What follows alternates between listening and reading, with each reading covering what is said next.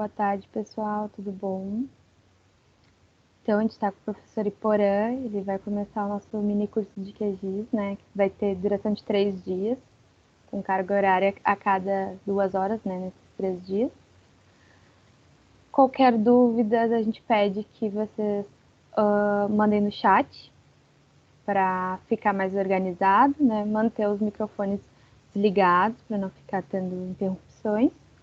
A gente colocou no chat também 2 fotinhos, né? Que uma é essas orientações que a gente está pedindo e a outra é uma campanha que a gente tem sobre a arrecadação de alimentos. Quem quiser ajudar, quem puder. E seguir a gente também no Instagram. Caso poste alguma coisa, marca o DA. E pode começar, professor.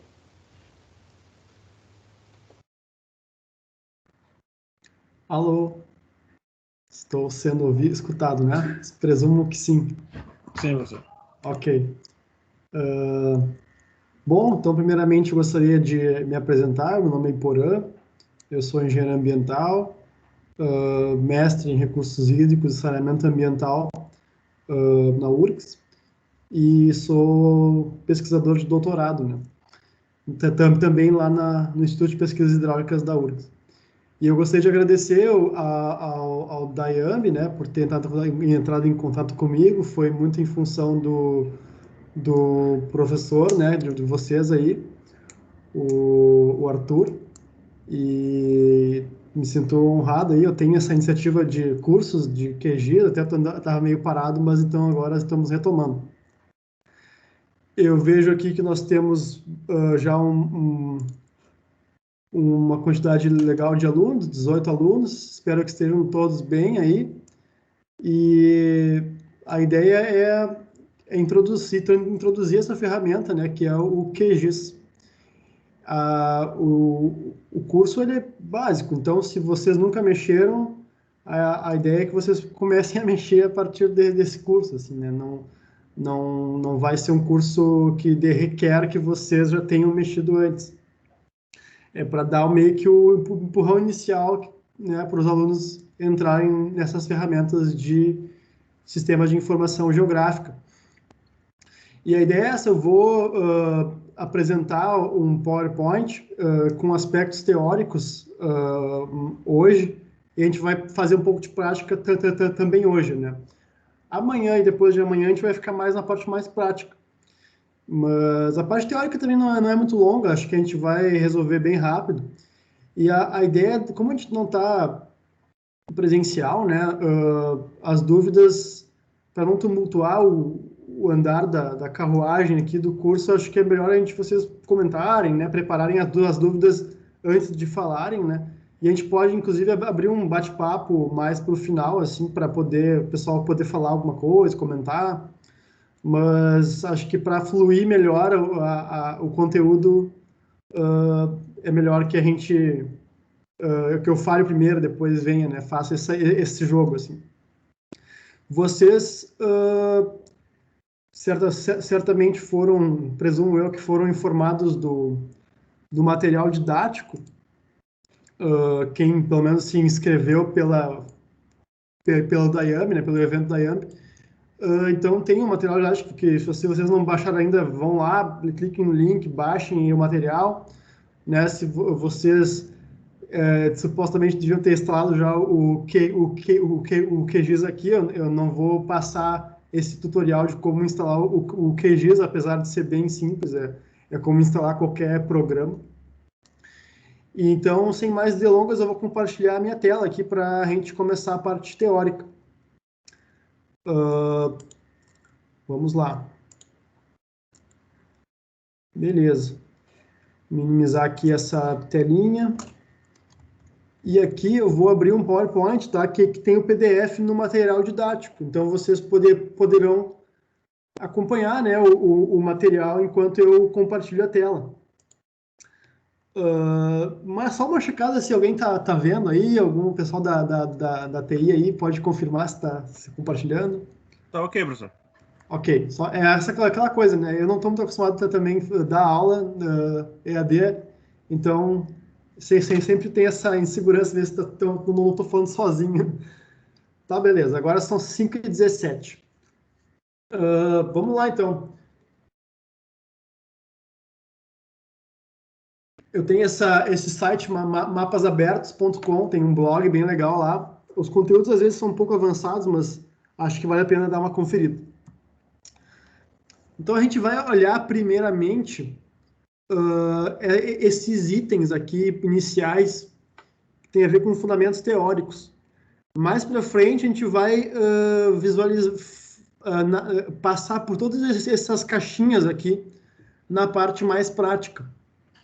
Então, um dia que vocês estiverem mais adiante lá, trabalhando com o QGIS e tiverem um problema, eu lembro que teve no curso, aí vocês vão ver aqui, tá aqui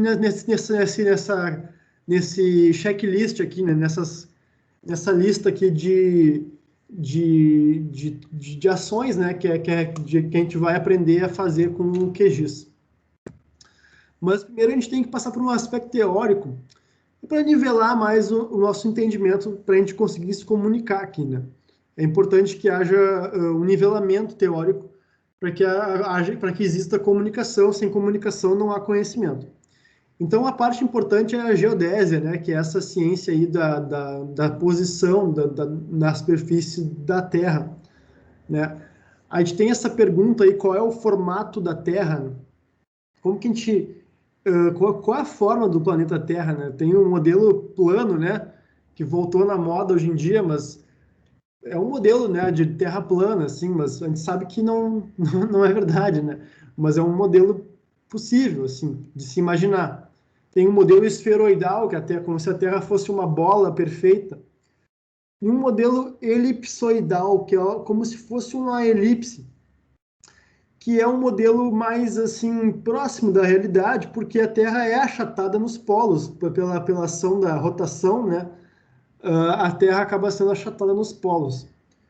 Tem um modelo também mais complexo que leva em conta a massa da Terra, porque a Terra não é um bloco material homogêneo, então ele tem partes mais densas que outras partes, então ela acaba tendo um formato meio enrugado, como se fosse uma maçã enrugada. Então é essa ideia do geóide, tá?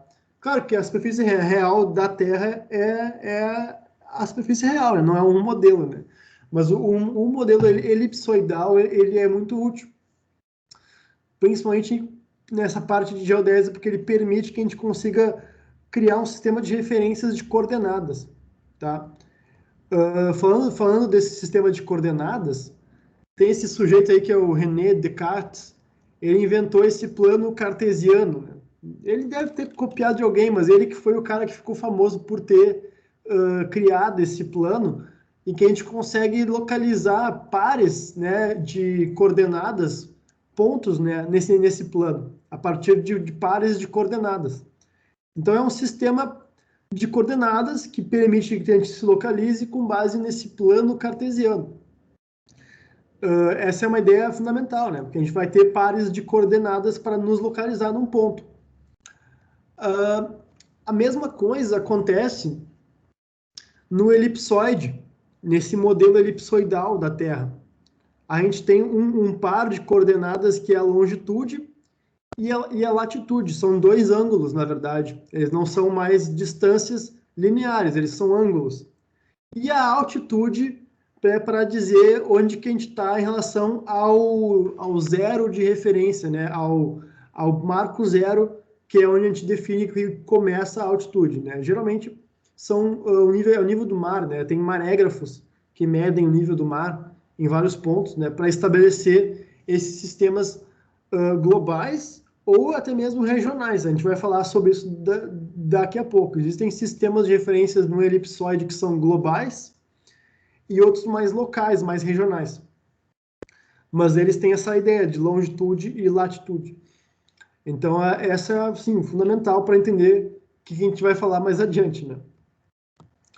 Então, existem, como eu falei antes, existem diversos elipsoides de referências, ou seja, são modelos de posição geográfica.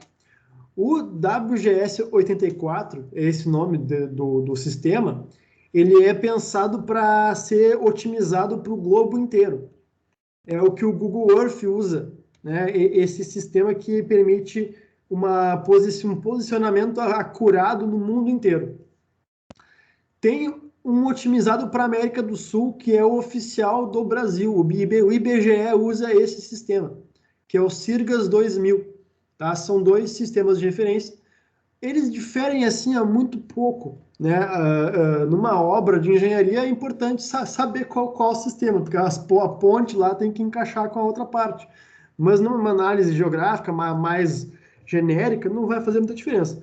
Mas é preciso entender que sistema de referência tu está trabalhando. E o SIRGAS 2000 é o oficial do Brasil, né, pelo IBGE. E eles têm um código de uma instituição que criou um código para cada um.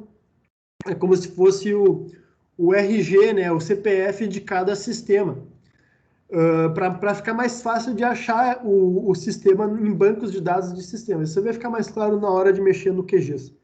Mas tem esses códigos que eu botei em vermelho na tela aí, que na verdade a gente vai acabar decorando esses sistemas ao longo da nossa trajetória, mexendo com o SIG, né, ao longo do tempo. Esses números aí vão ser, digamos assim, feijão com arroz aí para quem for trabalhar com o SIG na sua carreira acadêmica, profissional, enfim. São códigos importantes. E aí também tem uma outra coisa, que é as projeções, tá? A gente consegue fazer um globo virar um plano por técnicas de projeção. A projeção, por exemplo, a UTM, né, que é uma projeção, a projeção universal transversa de Mercator, que tem a ver com esse senhor aí, o Gerardus Mercator, tem a ideia de transformar o globo numa folha plana, cortando, né, com um cilindro e extraindo esses fusos, tá? E cada fuso acaba sendo um plano. Então a gente consegue sair daquela lógica de latitude e longitude e vai para o plano cartesiano, né? Acaba indo para um plano que é mais fácil de se localizar, e as distâncias, elas são lineares, porque a distância no globo, sendo um globo achatado nos polos, ela varia conforme a direção que a gente está medindo. No plano, a distância é sempre euclidiana, sempre a distância entre A e B é a mesma, não importa qual a direção que a gente está olhando. Então, a gente tem um sistema de projeção de coordenadas e as projeções desse sistema, né? Então, aqui, por exemplo, ó, cada sistema de referência pode ser projetado em um fuso, né? No caso, o fuso pode ser um fuso UTM, né? Da projeção de Mercator. O fuso que a gente está aqui em Porto Alegre, não sei se vocês todos estão em Porto Alegre, mas eu estou em Porto Alegre. O meu fuso aqui na projeção é o fuso 22 Sul. Esse retângulo vermelho aí no mapa. Então, nós temos sistemas de referência de coordenadas planos que podem ter sido originados da projeção do sistema elipsoidal global, como eu falei antes, esse WGS84, ou o plano gerado a partir do SIRGAS 2000, que é esse sistema elipsoidal do Brasil, oficial do Brasil. Então, a ideia é só dizer o seguinte: existem sistemas geográficos elipsoidais, que a gente se localiza por latitude e longitude, e se mede em graus as distâncias, e as distâncias não são iguais, a direção que a gente mede não é igual, porque é uma elipse, não é uma esfera. Mas a gente consegue escapar desse problema projetando esses sistemas em pequenas faixas, como se fossem tripas, assim, fusos, são as zonas ou fusos, né, de uma projeção. No caso, uma projeção muito utilizada no Brasil é a projeção universal transversa de Mercator, tá? Existem outras projeções, tá? Nos Estados Unidos, por exemplo, cada estado dos Estados Unidos tem uma projeção própria. Aqui, por exemplo, o Rio Grande do Sul é cortado pelo fuso. Vejam que o Rio Grande do Sul tem uma parte no fuso 22 e outra parte fica em outro fuso, que é o fuso 21. Tá? Então, a gente, às vezes, tem dificuldade. Se tem um projeto que envolve mais de uma parte do Rio Grande do Sul e precisa ficar no plano, tem que trabalhar com 2 fusos, é ruim. Então, enfim, no Brasil se usa esses fusos UTM, mas existem outras projeções. Então, essa é aquela coisa, voltar às aulas de geografia, lembrar dessas questões aí de projeções, tá? Isso é importante porque isso vai acontecer cedo ou tarde, isso vai aparecer nos projetos de SIG, seja no QGIS, ArcGIS ou qualquer outro software, isso é o que está por trás de tudo, tá? É um plano ou um elipsoide que a gente está se localizando em cima dele, tá?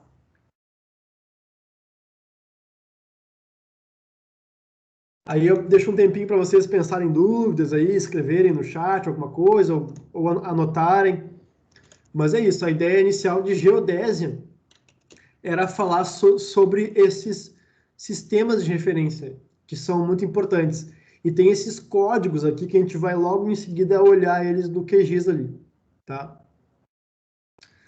Beleza, então, agora falando um pouco mais de teoria, agora são 5h30, a gente tem esse sistema de informação geográfica, né? Mas o que é isso, né? Tem várias definições, tá? Dependendo de quem está envolvido com isso, né? Então tem esse autor aqui, o Longley, ele diz que não tem uma definição única, tá? Ele é um conceito que varia dependendo do público que está usando o tal do SIG, né? Então, para a pesquisa científica, que é o meu caso, por exemplo, SIG é uma ferramenta para mostrar o que de outra forma é invisível, né? Então a gente consegue descobrir coisas que não são tão óbvias assim, com a geografia. Na gestão, né, um sistema de apoio, né, governos, empresas mantêm SIGs, né, para ter tomada de decisão, forças armadas, né, todo tipo de organização que precisa da geografia tem SIGs, né. Planejamento, né, então também isso aí é muito importante para o planejamento territorial, plano de diretores, plano estadual, desenvolvimento ecológico e econômico. Então, formas de fazer operações que seriam muito trabalhosas, né? Então, é uma ferramenta fantástica. O SIG, ele não é uma coisa só, ele é um conjunto de coisas, né? Ele tem a internet, é crucial no SIG, né? É o centro de tudo, porque a gente não faz SIG sem internet hoje em dia, né? Nós temos os métodos, a gente vai ver um pouco de métodos aqui também no curso, dados, software, né? Software, hardware no caso do computador de vocês, software, o QGIS, os dados, eu mandei para vocês uns dados naquele zip lá do meu site, que a gente vai usar aqui no curso, e vocês, né, que são os recursos humanos aí que estão sendo capacitados a mexer com isso. Então, tudo isso é o SIG.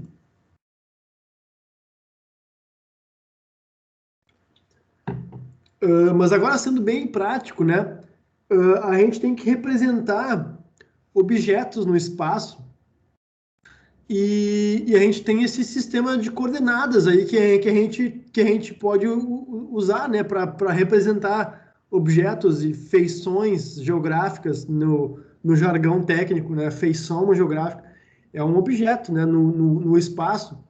E a gente tem formas vetoriais, o nome é vetorial, né? Porque ela é definido por vértices, né? Então a gente consegue definir por vértices pontos, linhas ou polígonos, né? Então a gente tem formas primitivas aqui definidas por vértices.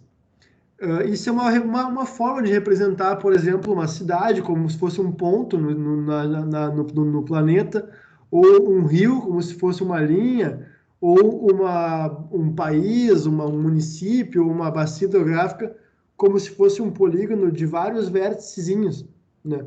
Então, é uma forma de representação geográfica. Mas tem também outra forma, que é a forma matricial.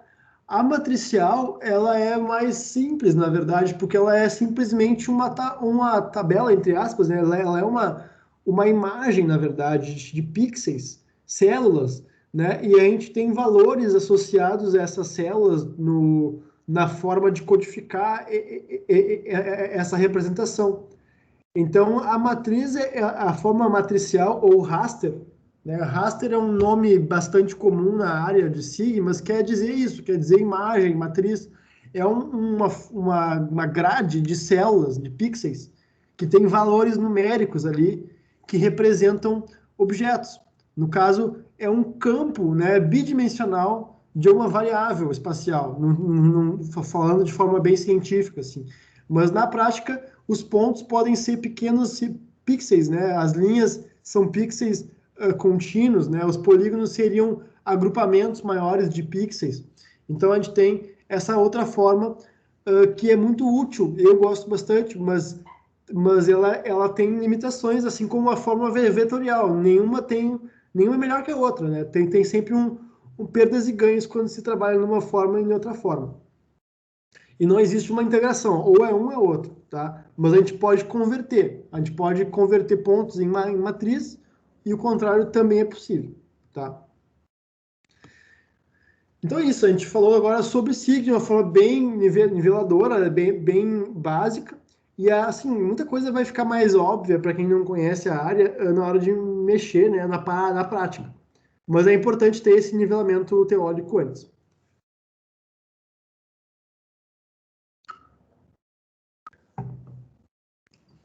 E acho que aqui a gente está já encerrando a parte teórica, que é a parte de análise espacial, tá? Essa é a parte que é, digamos assim, menos técnica, mas mais criativa, na minha opinião, né? Mas pode ter opiniões diferentes aí, mas eu penso que a parte de análise espacial requer uma certa criatividade, assim. Até mesmo um dom artístico, dependendo da situação. Mas requer claramente um pensamento analítico de como a gente vai pegar esses dados, né, que tem no SIG e extrair dali informações, porque dado não é informação, né? O dado ele não quer dizer muita coisa, tu tem que analisar ele para concluir algo, né? E essa conclusão é a informação. Então, aqui, por exemplo, uma forma de analisar os dados em mapas coropléticos. Essa é a palavra em português, tá? Acreditem. Mapa coroplético. É um mapa que a gente visualiza em cores, o gradiente de cor, como se fosse uma rampa de cor cada vez mais forte, cada vez mais fraco, de uma variável quantitativa, tá? E a gente pode visualizar, esses três mapas são o mesmo dado, o mesmo dado, só que a gente está visualizando aqui com diferentes abordagens, tá? O primeiro mapa, por exemplo, ele está em intervalos de classe, aqui no caso é renda per capita, tá? Nos setores censitários do IBGE em Porto Alegre, do censo de 2010.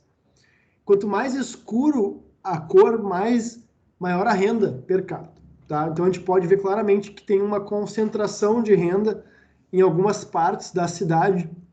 E aquela mancha bem escura ao sul ali, para quem não conhece, é um condomínio fechado bem grande, chamado Terraville, no sul de Porto Alegre, na Zona Sul. É um condomínio fechado bem chique, assim. Então eles estão lá, a renda é super alta no meio de uma renda mais baixa, assim. Então a gente tem um intervalo de classes iguais, a gente pega o valor máximo e o mínimo e cria intervalos iguais. Aqui é um intervalo de classe por desvio padrão, né? E aqui depois o intervalo de classe, o terceiro ali, é por quantis ou percentis, né? Então a gente vai do 10% mais rico até o 10% mais pobre. Então a gente consegue ter insights, né, e informações diferentes, dependendo de como a gente analisa esses mapas, e é o mesmo dado, né? Então a gente tem essa visualização como uma forma de análise também, né? Não só a visualização passiva, mas uma forma analítica. Uma outra análise é uma análise baseada na localização.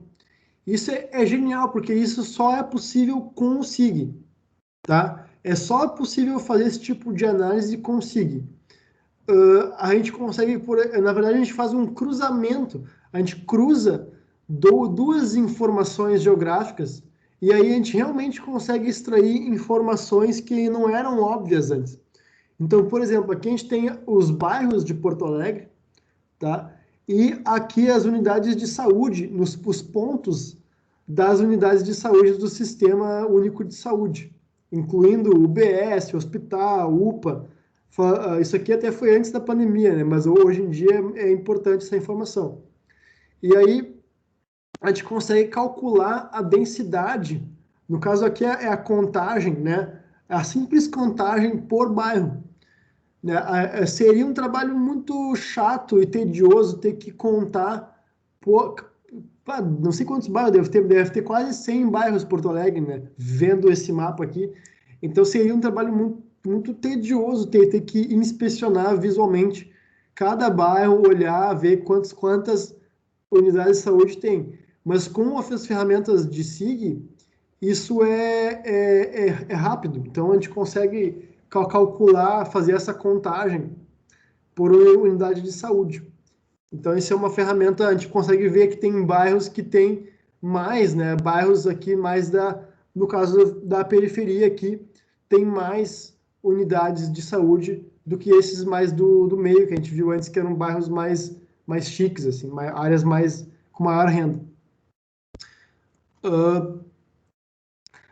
Uma outra forma de análise baseada na distância. Ah, não, desculpa, aqui eu falei que era a localização, né? Tem um tipo de análise que é baseado na distância, que também só é possível com SIG. Não tem como fazer essa análise sem SIG. Então a gente consegue, por exemplo, aqui nós temos os pontos das escolas de Porto Alegre, tá? E a gente consegue, por exemplo, criar dilatações, né, com um raio que a gente estabelece, um raio de 500 metros. Em inglês fala muito buffer, né? É uma zona tamponante. Que a gente quer ver, assim, por exemplo, que lugares que estão a menos de 500 metros de uma escola, de uma creche, ou de uma escola fundamental, uma escola de ensino médio, a gente pode descobrir que existem lugares que têm uma densidade boa aqui, né? Tá bem capilarizado aqui as escolas, e lugares que elas estão mais isoladas, né? Se alguém mora aqui nesse miolo aqui, está longe das escolas. Vejam que isso pode ser muito importante na hora de alocar e tomar decisões, alocar investimentos e alocar decisões, né? Eu, por exemplo, acredito que as cidades hoje em dia precisam se desenvolver onde a infraestrutura já existe, não se expandir para onde não tem nada. Então, preencher talvez vazios aqui, né, para conseguir capilarizar mais esse tipo de serviço. E aí, por fim, não sei se é o último slide aqui, mas um tipo de análise bem diferente dessas, que tem a ver com esses modelos matriciais, né? Essas camadas, esse formato raster, né? Que não é mais o vetorial, que é análise baseada em superfície. A gente pode, por exemplo, fazer uma análise de uma superfície que tenha a elevação do terreno, né? E a gente pode mandar, né, o QGIS calcular para a gente a declividade em cada pixel, né? Porque de acordo com a vizinhança de um pixel ali, a gente consegue estimar quão inclinado é aquele lugar ali. Então a gente consegue diagnosticar aqui lugares bem declivosos, no caso aqui, onde está mais claro, assim, né? Onde é mais escuro é mais plano. Então a gente consegue identificar as encostas íngremes. Isso é muito importante, por exemplo, para estimar onde que a erosão acontece, né? Numa bacia hidrográfica, enfim, é bem interessante. Ou desastres, né? Acontecem geralmente em encostas mais acentuadas. Então é isso, assim, tem essa análise do terreno, que é um tipo de análise de superfície.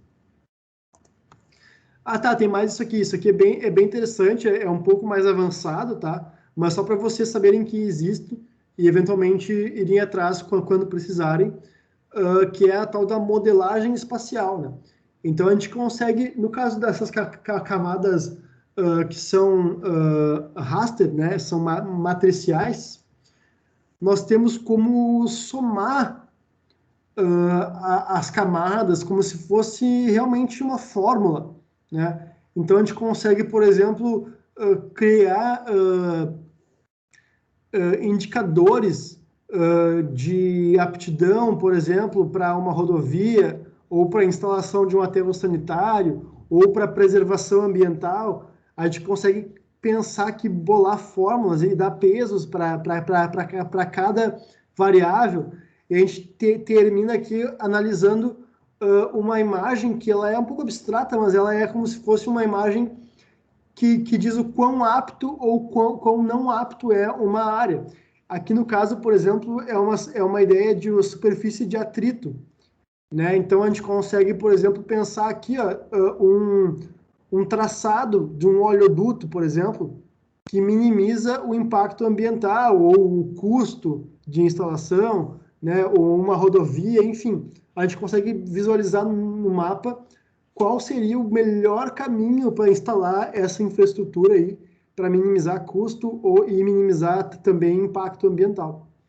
É uma ferramenta muito poderosa, assim, né? A gente não vai analisar com detalhe, porque isso aqui é um pouco mais avançado, mas é só mostrando para vocês que isso existe, e é bem interessante. Bom, eu acho que foi uma introdução rápida, assim, uma parte teórica bem rápida para nivelar mesmo, né, o conteúdo, para a gente conseguir se comunicar melhor aqui, para eu falar coisas que façam sentido para vocês. E até eu vou dar uma olhada no chat aqui, ver como é que está andando a situação. Tá, teve um problema aqui no chat. A única pergunta que teve, professor, foi qual seria o fuso de Belém, que tem um dos nossos inscritos que ele é de Belém. Aí, que foi bem no comecinho, ele fuso de questionou. Belém. Eu não sei, mas deve ser o 22 também, né? Porque Belém tá alinhado com Laguna, né? Eu lembro das aulas de história ali, tinha um fuso, um tratado, né? Então é só colocar assim no Google os fusos UTM que vai aparecer bonitinho os fusos, assim. Mas eu não sei dizer eu acho que é o mesmo de Porto Alegre, acho que é o 22 Sul. Belém tá abaixo da linha do Equador, então deve ser o 22 Sul. Mas se não for, é tranquilo de descobrir qual que é, tá? Não é nenhum mistério, assim. Não sei se eu ajudei muito, né? Mas a ideia é essa, assim, a ideia é que os fusos UTM coloca no Google, tem um monte de imagens mostrando eles direitinho. A gente pode daqui a pouco descobrir isso no QGIS. Beleza. Estou em Belém, qual o fuso? Tá. Não, essa era a pergunta. Eu acho que eu 22 Sul. Bom, pessoal, agora então tem a parte mais prática. Só que antes de abrir, eu vou falar um pouco do QGIS, porque eu estava falando antes de aspectos teóricos, né? Agora eu vou falar de aspectos bem práticos, tá? Mas antes de pular para o programa, eu vou falar o que é esse tal de QGIS, tá? Para vocês também não terem algum argumento para dizer por que vocês estão usando o QGIS, tá? O QGIS é um projeto de SIG que teve grande sucesso, porque ele acabou... como é que eu posso dizer? Ele acabou engolindo outros projetos, tá? Ele tem, por exemplo, o GrassGIS, que é um SIG também. Tem o SagaGIS, que é outro SIG. E o QGIS meio que engoliu eles, assim. Quando a gente instala o QGIS, vem os outros juntos, né? Então, a gente consegue executar algoritmos, né? Rotinas, funções do Saga, do Grass, pelo QGIS. Então, ele é meio que o programa de SIG aberto, de graça, né? Ele é gratuito, ele tem código aberto, existe uma comunidade de programadores que desenvolvem o QGIS, né? Não é uma empresa que está visando lucro, né? Nada contra as empresas visarem lucro, mas não é esse mérito da questão. A questão é que é um projeto comunitário, é um projeto que tem uma ideologia de não monopolizar a tecnologia, de ter uma tecnologia transparente e disponível. O software mais famoso de SIG é o ArcGIS, tá? E é da empresa Esri. E é o melhor programa de SIG que existe, isso eu não tenho dúvidas. Porque é uma empresa que deve ser bilionária hoje em dia, né? Eles têm muito recurso para poder fazer um software muito robusto e muito potente. Mas é uma fortuna a licença. É simples assim, né? Os recursos do ArcGIS, a boa parte, a maioria, eu diria, o QGIS faz, tá? São só coisas mais sofisticadas, como, por exemplo, bancos de dados integrados, né? Coisas que governos, empresas grandes, às vezes precisam e precisam de ter um suporte técnico quase que instantâneo, se der algum problema, né? Então, eles preferem, às vezes, optar por pagar uma licença mais cara para ter um software mais robusto do que usar o QGIS. Mas, assim, sinceramente, na prática, do mais cotidiana, menos, assim, pesada, assim, de compromissos, assim, o QGIS é um software fantástico. Para pesquisa científica, ele é suficiente, né? Ele é muito bom, ele é muito suficiente para pesquisa científica. Então, cientistas não usam ArcGIS, cientistas usam QGIS, pesquisa usa QGIS.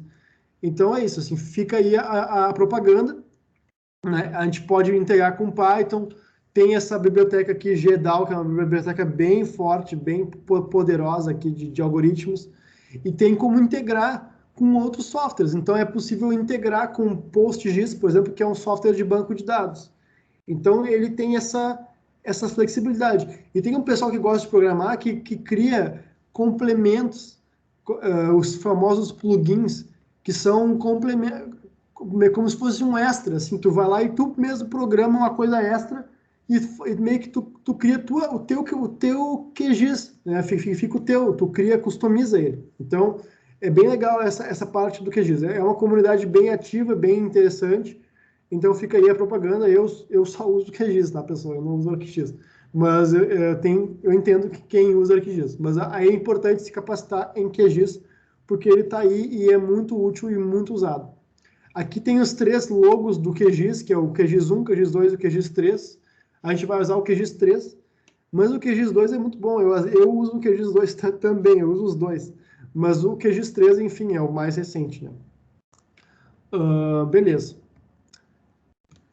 Então tá. Eu acho que agora são 5h50. Vamos para a parte prática.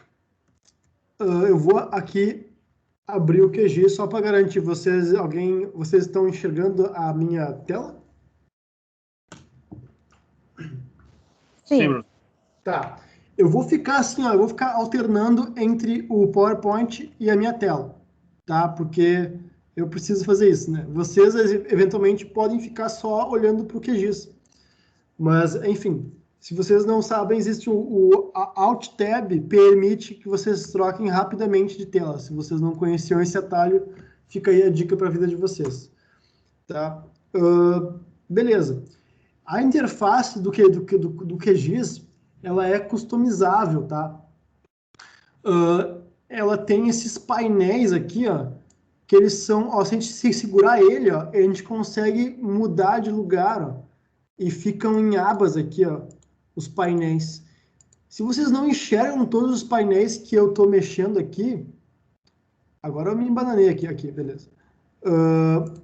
Tem como aqui em visão, ou view em inglês, os painéis, ó, aqui embaixo. E dá para habilitar vários painéis. Eu não quero poluir aqui a interface, mas dá para habilitar vários painéis aqui.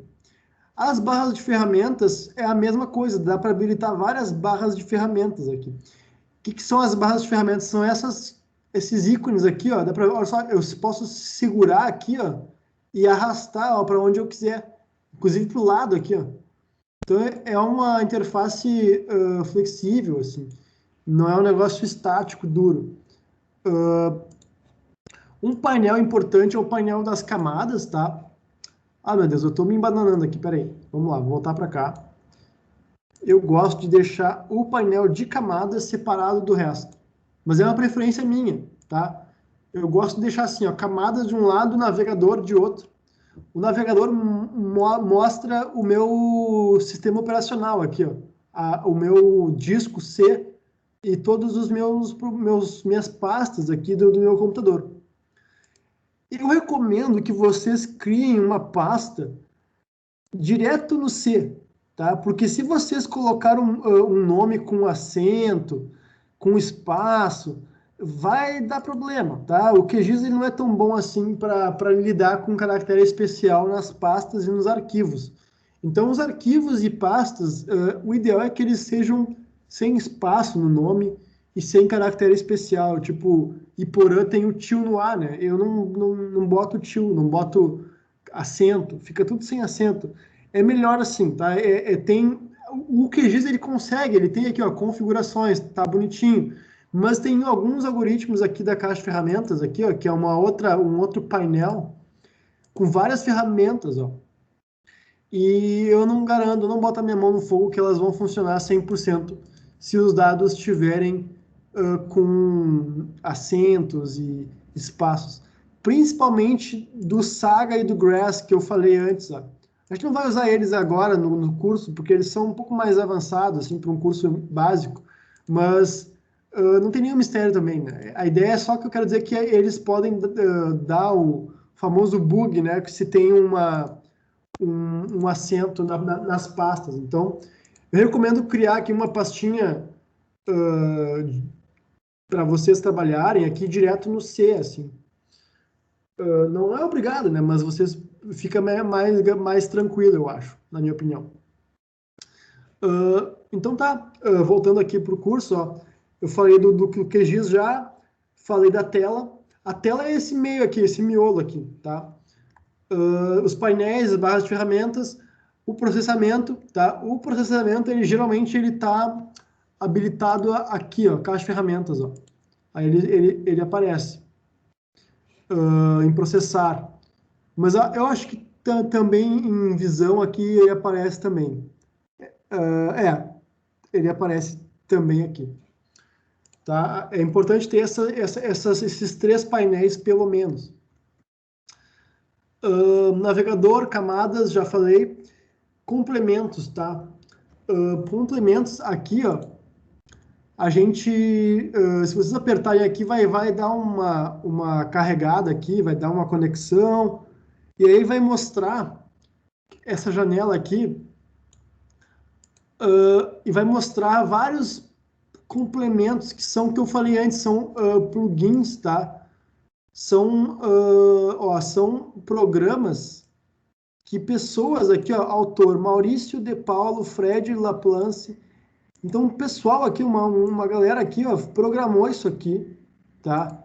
E fez upload lá no banco de dados do QGIS, e a gente pode instalar o complemento. Eu nem sei o que é esse complemento aqui, mas ele tem vários aqui, tem muitos. Então, assim, tem vários complementos bons, alguns meio suspeitos, mas muitos complementos que fazem coisas que não tem no QGIS, mas alguém foi lá e fez. Isso é a parte mais bonita, assim, digamos, do open source, né, do código aberto, que as pessoas que gostam de programar vão lá e melhoram alguma coisa, disponibilizam algum material legal aqui para a gente instalar no QGIS, tá? Então tá, aqui eu vou falar de customização, tá? A gente pode também, em configurações, nas opções, mudar a linguagem, tá? Aqui em geral, né? Mudar a linguagem. Se não me falha, tem que reiniciar, tá? Para poder mudar. Então, eu recomendo não mudar agora, porque às vezes ele demora para reiniciar. E aqui tem umas mudanças, por exemplo, aqui dá para colocar a interface mais preta. Eu gosto, na verdade, mas vamos deixar no padrão aqui, tá? Então dá para configurar algumas coisas, mas isso aqui é a configuração do QGIS geral, né? Agora tem também o projeto, tá? O que é o projeto? aqui em cima está escrito sem título, projeto sem título, tá? A gente pode salvar isso aqui no botão salvar projeto, e em alguma pasta aqui, eu vou lá no meu C aqui e salvar numa pasta aqui, projeto. Tá? Ele salvou um projeto, criou um arquivo do projeto. Tá? E a gente pode aqui configurar o projeto nas propriedades do projeto aqui. A gente pode, no geral aqui, ó, vejam bem, o que acontece? Aqui tem umas coisas gerais e aqui, finalmente, a gente chega naquela parte teórica que eu falei. Olha quem está aqui, ó, o WGS 84. Tá?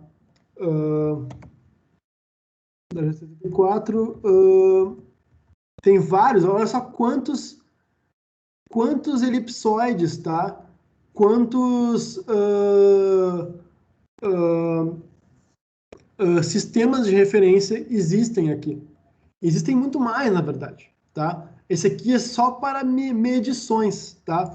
Mas então a gente pode também configurar vários outros aqui de outra forma, tá? Que é aqui, ó, em sistema de referência, tá? Aqui, ó, é o sistema de referência do projeto, tá?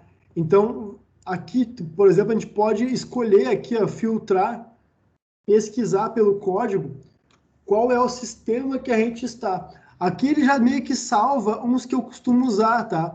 Ó, que eu falei antes, ó.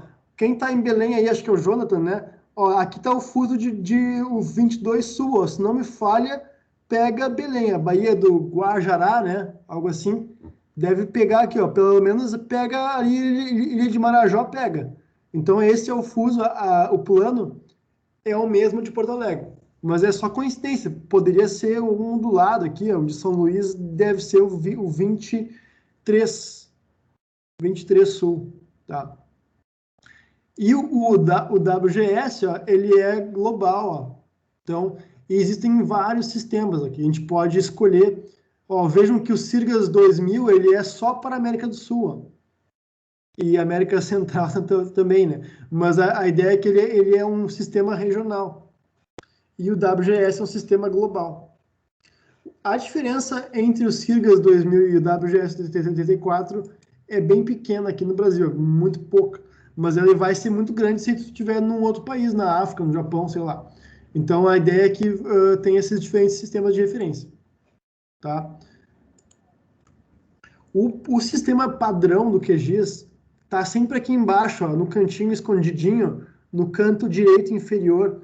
Se tu clicar aqui, ó, aparece a mesma janela que eu estava antes. Tá? Então, a gente consegue, por padrão, né, o padronizado é esse 4326, que é o WGS 84. Beleza. Então, eu estava falando, então, do projeto, do sistema de referência. SRC é Sistema de Referência de Coordenadas do projeto. Então, foi isso que eu estava falando agora.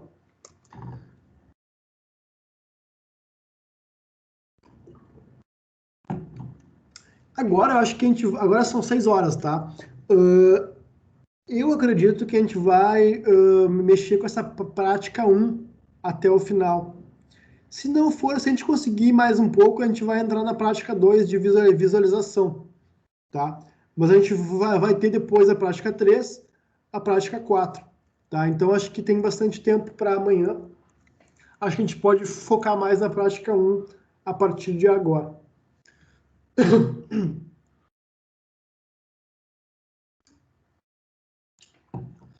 Bom, a coisa que está nesse checklist aqui, ó, é importar camadas vetoriais e matriciais, tá?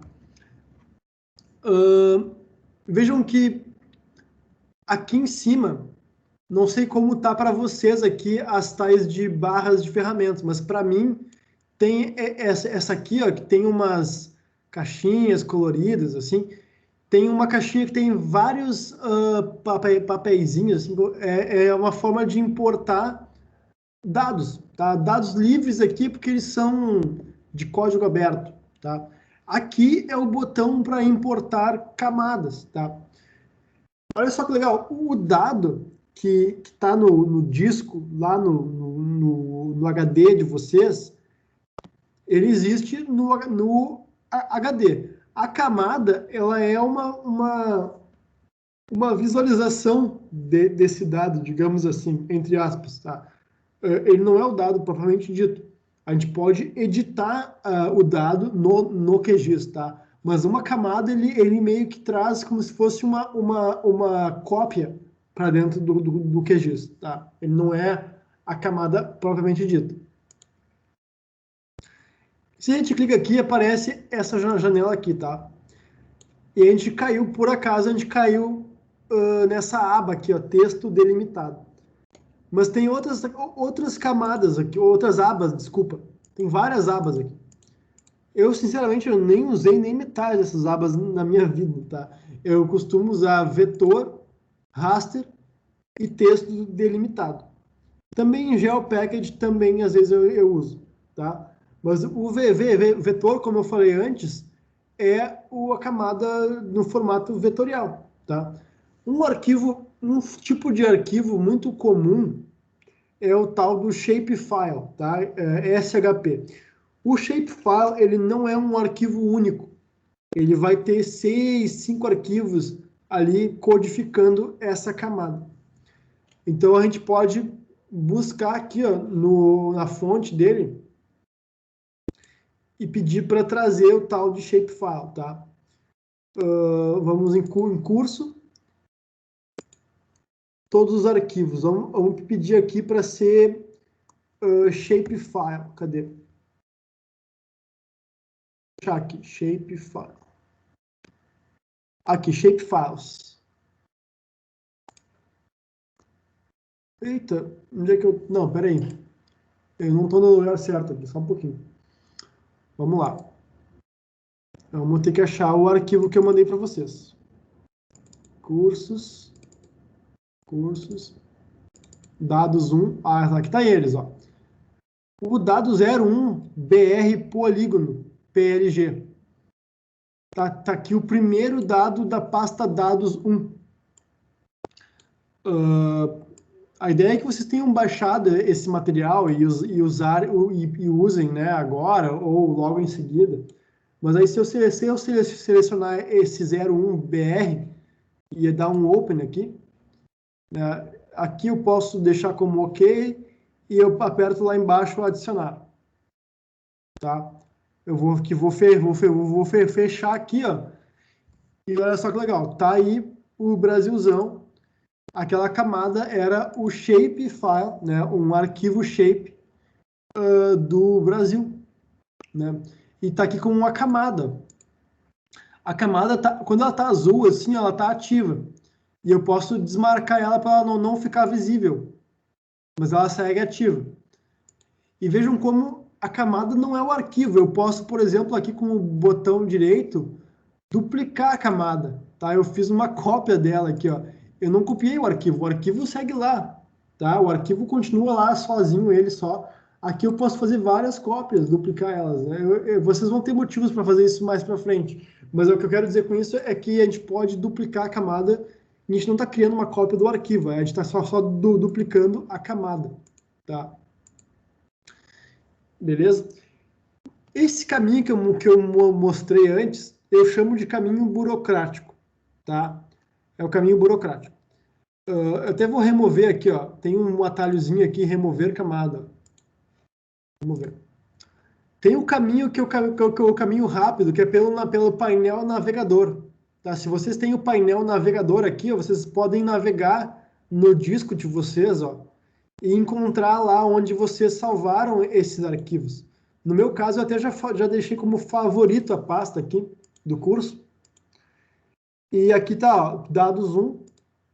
Tá aqui ele, ó, 01BR polígono. Tá aqui. E aí o que eu faço? Eu só arrasto, seguro aqui, ó, e arrasto para dentro da tela. E ele importa de novo. Bem mais fácil. Nem sempre esse método aqui que eu mostrei vai dar certo. porque às vezes a gente precisa ir pelo caminho burocrático que eu vou explicar mais adiante. Mas isso aqui é um método rápido, tá? Eu vou já fazer isso, o polígono 2 tá, também aqui, ó, 02 UF, tá? Ó, o que temos aqui? Temos os estados, né, do Brasil.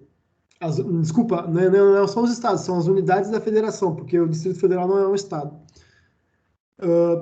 E aqui a gente consegue inspecionar a tabela de atributos. O que acontece? O formato vetorial, o legal dele, é que ele cada polígono aqui, por exemplo, ele está linkado numa linha de uma tabela. Com a camada ativa aqui, ó, a gente pode depois, nas barras de ferramentas, clicar nessa tabelinha aqui, ó. Outra opção é em propriedades. Aqui clica com o botão direito e abrir tabela de atributos. Aí vai abrir aqui, ó, e vai mostrar a tabela de dados que está associada a cada polígono. Cada polígono é uma linha dessa tabela, tá? E a gente tem as informações aqui. Isso é bacana, né? A gente tem aqui uns códigos meio misteriosos, o nome do estado, o nome da região. Aqui também uns valores, aqui acho que é o comprimento, a área, mas isso aqui não faz muito sentido, às vezes vem uns valores estranhos. O limite, legenda, aqui tem a sigla, e aqui tem a área em quilômetros quadrados, pelo que eu posso presumir, né, desse campo aqui. Cada coluna é um campo, tá? O nome é campo. A coluna é a mesma coisa que campo, tá? E cada linha é uma feição, é um registro. A gente pode brincar aqui de ordenar elas, enfim. Eu vou fechar aqui.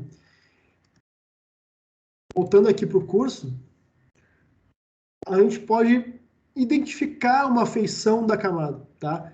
Em vez de olhar a tabela de atributos, a gente pode... o cursor aqui está na mãozinha, né? A gente pode mudar o cursor para ser uma lupa, por exemplo. Eu vou aproximar aqui o estado de Goiás. Pode também aproximar para a camada inteira, ó, um atalho. E tem essa aqui, ó, que é um izinho, tá? Ela está mais longe aqui. Ó. Se a gente fica no izinho, vai aparecer um novo painel aqui do lado, em algum lugar. E se a gente clicar, vou clicar no Ceará aqui.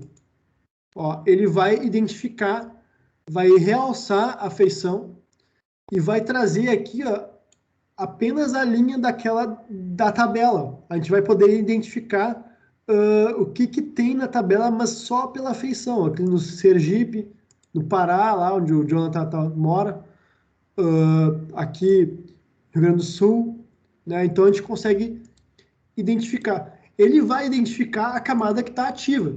No caso, as unidades da federação estão ativas, né? Se eu mudar de camada, ele não mais vai identificar as camadas ativas, ele vai identificar o Brasilzão inteiro aqui, que era o que estava realmente ativo na hora que eu cliquei, tá? Tô com medo que dê uma travada aqui agora. Para sair desse modo de identificação, é só clicar fora, assim. Clica no branco que ele volta para o modo normal. Aqui eu levei um susto aqui, achei que ia dar uma travada. E isso acontece, às vezes o QGIS trava. Mas o ArcGIS também trava, então não tem problema. Assim. Então ele não está tão atrás do ArcGIS assim. Beleza. A gente aprendeu aqui a identificar feições.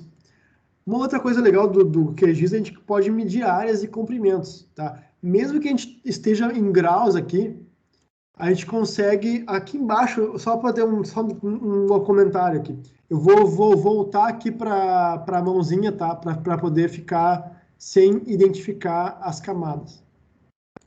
Só vou dar uma ajeitada nas minhas barras aqui, que elas estão meio acavaladas aqui. Pronto. Aqui embaixo, ó, escondidinho, lá embaixo, tem as coordenadas de onde está o cursor. Tá? Então, a gente vê que a gente está em graus.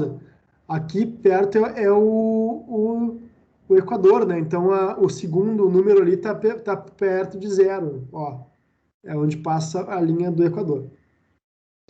A gente pode usar aqui ó, essa ferramentinha que tem uma reguinha para medir a linha, área e ângulo. Tá? A gente pode aqui pedir para ser, no caso eu vou botar para quilômetros, né? Porque eu não sou louco. Vamos botar em quilômetros. E aqui ele vai começar a fazer essa medição. Ó. Então, é uma forma rápida.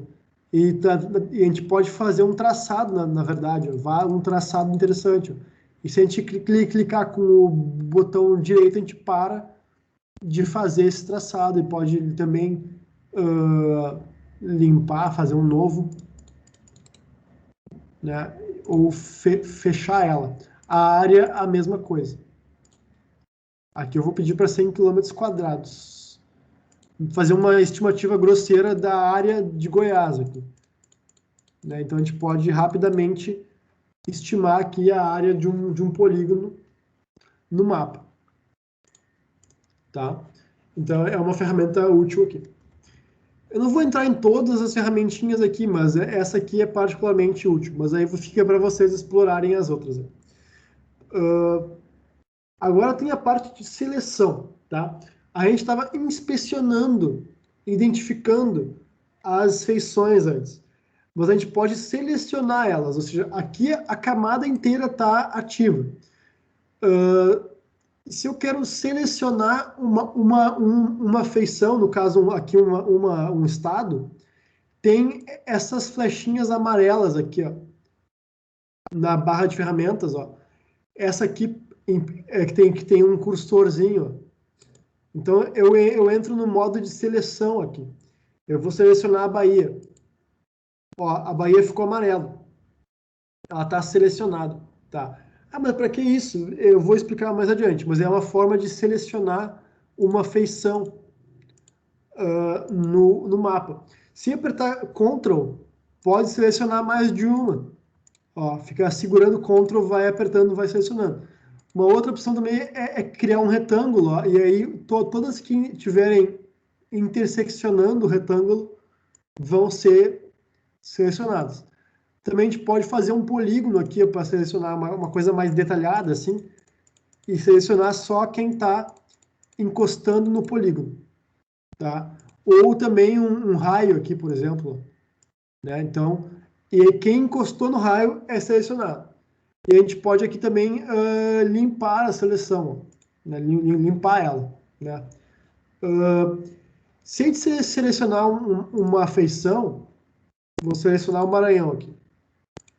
E abrir a tabela de atributos aqui, da camada, vejam que o Maranhão está ativo, aqui está azul. Tá? Tá mais azul aqui, ele está ativo. Isso vai ser bastante interessante mais adiante, porque tem a ver com filtragem.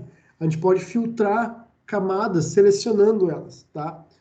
Então, a gente pode, por exemplo, também inverter a seleção. Vejam que aqui tem uma opção também de seleção amarelinho, ó, e a gente pode apertar esse botão aqui de inverter aqui, ó, e aí todas as outras camadas vão ser selecionadas menos o Maranhão. Então, a gente inverteu a seleção. E a gente pode inverter de novo. A gente pode, aqui no topo, pedir para a seleção, para a feição e ir para o topo. Né? Então, a gente pede para trazer a seleção para o topo. Então, a gente está selecionando feições. Se a gente segurar Ctrl e apertar aqui no lado, a gente começa a selecionar usando a tabela aqui. Ó, se eu vou selecionar o Tocantins, vou selecionar o Rio Grande do Sul também. Ó, então, estou com 3 selecionados aqui, pela própria tabela aqui, ó. Então, a gente consegue selecionar as feições do mapa.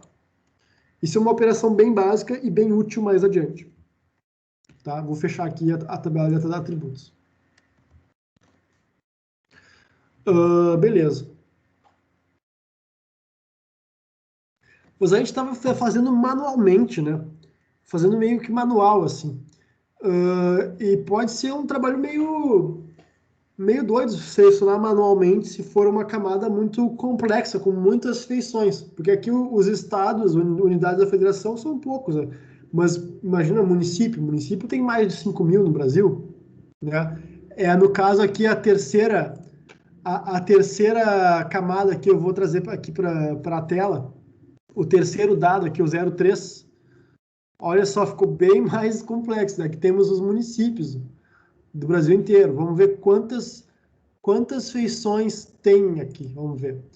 Aqui ele vai dizer em cima, total de feições, 5.564. Pelo menos é o número de municípios que esse dado tinha quando a gente baixou. Aqui até diz aqui, ó, 2010 a referência. Se criar um município de lá para cá, vai ter até mais hoje em dia, né? Mas aqui tem o nome do município e aqui tem o código do município, né? É o mesmo código, só que um tem um hashtag na frente, o outro não. Legal, né? Então a gente tem os municípios. E como é que a gente faz para selecionar, né? Manualmente pode ser um inferno selecionar os municípios, dependendo do qual é o critério que a gente tem, né? Ou a gente nem sequer sabe onde que está o município, a gente só conhece o nome dele, né? Então vamos supor que a gente quer selecionar o município aqui, eu vou identificar o município aqui do Pará, esse aqui, ó. É Altamira, tá? É um município bem grande. Mas vamos supor que aqui o pessoal do Sul não sabe onde fica Altamira, tá? E aí está com preguiça de ficar procurando. Então tem uma ferramenta que é a calculadora de seleção. Por que a gente quer selecionar? Porque a gente vai, por exemplo, filtrar, tá? Esse vai ficar mais claro mais para frente.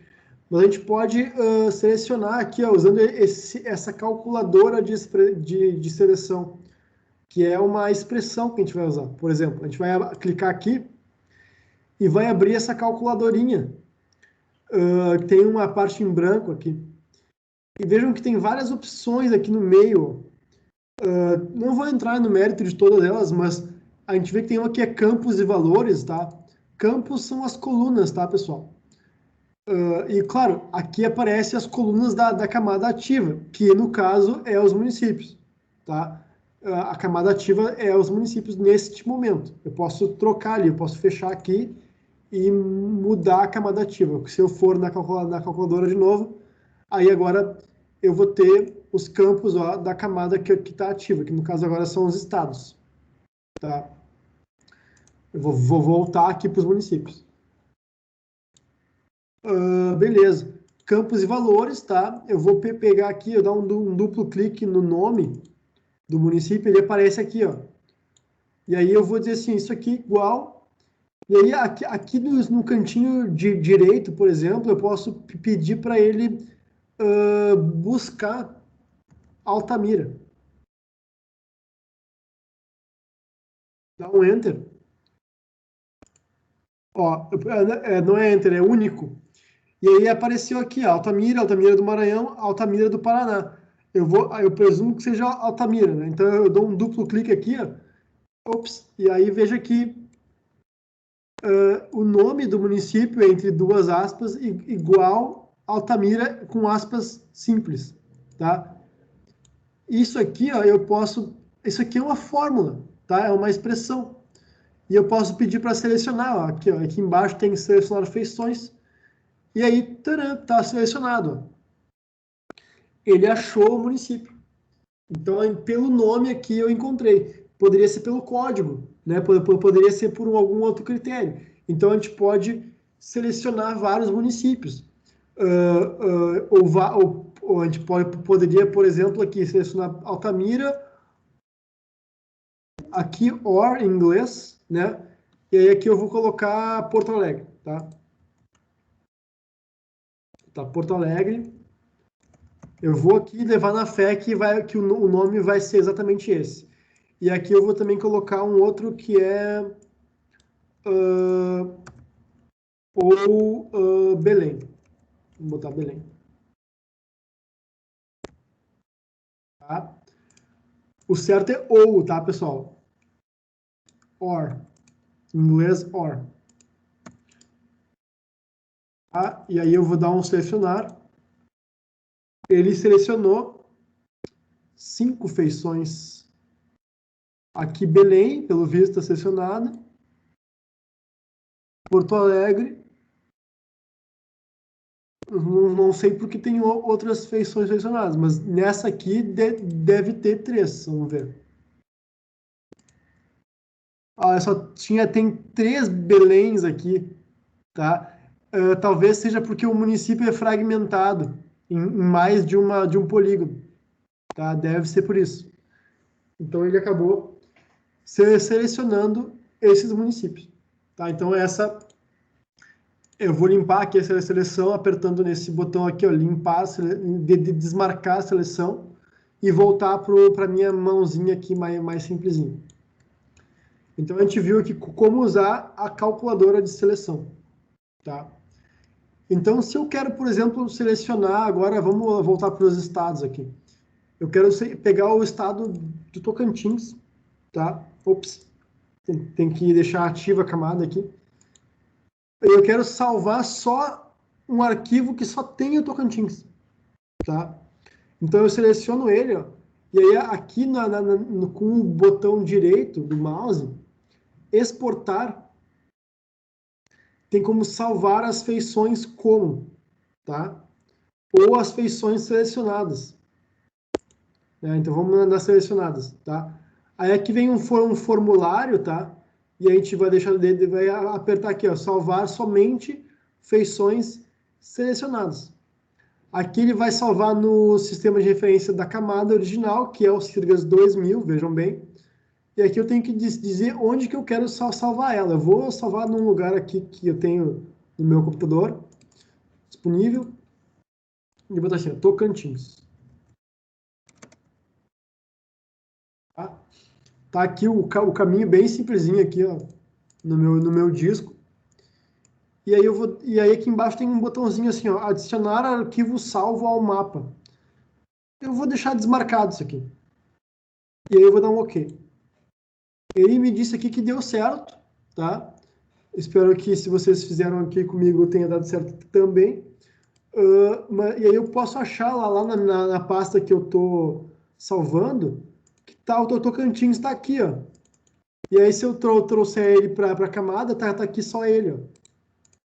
Então eu consegui selecionar uma feição e exportei ela. Ou seja, eu tirei o Tocantins do Brasil e agora tem um shape file só do Tocantins. Então isso é uma forma de manejar os dados, a gente está filtrando. Tá? Beleza. Agora a gente está... agora são 6h25, tá tranquilo. Eu vou só dar uma checada no chat aqui, como é que tá funcionando. Se o pessoal tá comentando aqui. De quais repositórios, sites se consegue essas bases, tá? No meu site, no mapasabertos.com, tem uma página de dados. Ali tem uma lista de lugares oficiais e não oficiais que tem esses dados para baixar, tá? Eu fiz meio que uma uma revisão assim, né, dos principais lugares oficiais, sites oficiais e alguns que não são oficiais, mas são repositórios confiáveis assim. Então eu recomendo ir em mapasabertos.com dados. E aí tem dados de abrangência nacional e dados de abrangência global.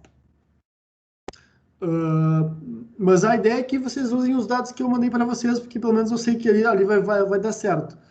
Então não perde tempo agora indo lá, né? Mas depois da aula vai lá e busca. Como tenho acesso ao material de aula? Bom, eu encaminhei para o pessoal do DA, né, esse material, e eu creio que ele foi informado para os alunos inscritos. Né? Então eu não sei como é que está funcionando isso aí. Mas, qualquer sorte, a gente pode depois conversar, depois mandem um e-mail para mim e tal, eu posso encaminhar. Tá, a Bianca respondeu aqui. Legal. Tá, não, a Bianca tinha respondido. Desculpa, Bianca, tu já tinha respondido aqui a pergunta. Não tinha visto. Beleza, então tá, acho que tá tranquilo, eu vou voltar aqui para a prática. Beleza. Agora a gente está entrando para uma parte mais sutil aqui. Porque a gente viu só a geometria de polígono, né? Existem outras geometrias de shapefile, por exemplo, aqui nós temos os polígonos de municípios, tá? Eu vou aproximar a camada, tá aqui ela.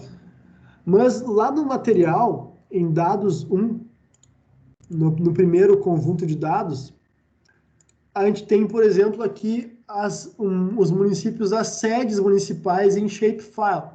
Então, é esse 4 munisedes underline pts, que é pontos, ponto .shp, tá?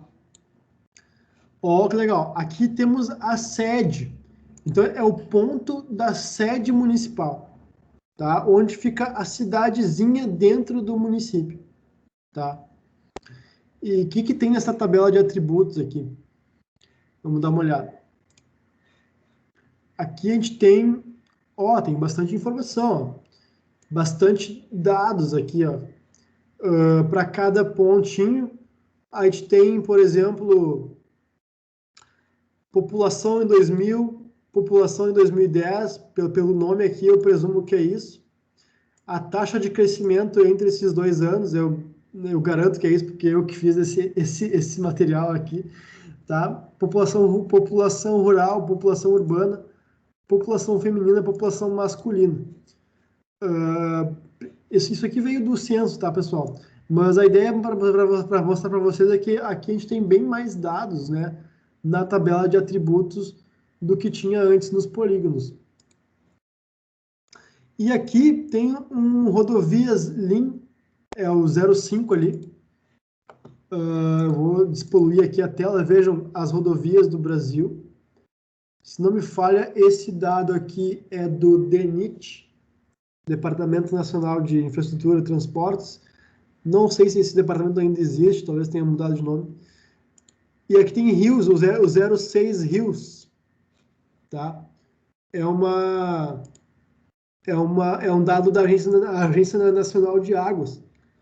E a gente tem também os rios como linhas, né? Se a gente dá um zoom aqui, a gente vê que é um conjunto de vértices, ó.